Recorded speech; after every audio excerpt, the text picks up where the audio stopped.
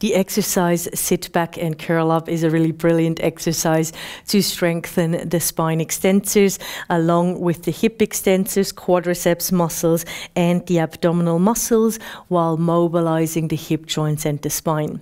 And now another big goal we have is glide. Glide between the quadriceps muscles, so the rectus femoris and the underlying vasti. The quadriceps and neighbours, for example, the vastus lateralis to the iliotibial band, and in general between the hip flexor muscles or the tendons of the hip flexor muscles. So just as a refresher here, what kind of hip flexors do we have? One I mentioned already, it is the rectus femoris.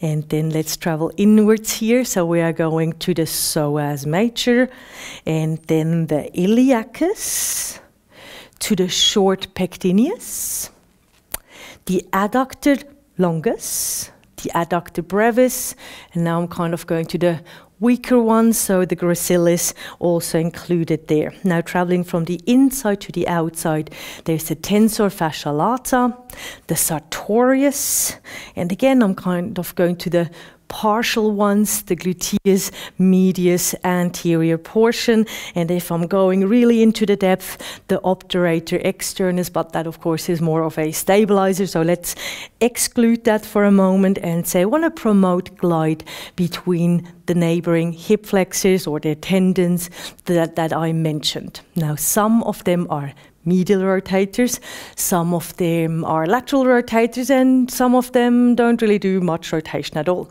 So a parallel leg position is certainly excellent. However, we want to change. So abduction, external rotation of the hip joint, excellent, and usually a little bit easier on the knees too.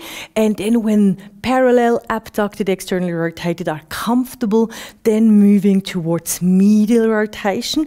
So I do love the medial rotation, different kind of glide, and even adduction and medial rotation, just excellent, spiraling the linea aspera forward in this medially rotated position, a little bit counterintuitive, but excellent to promote a different kind of glide.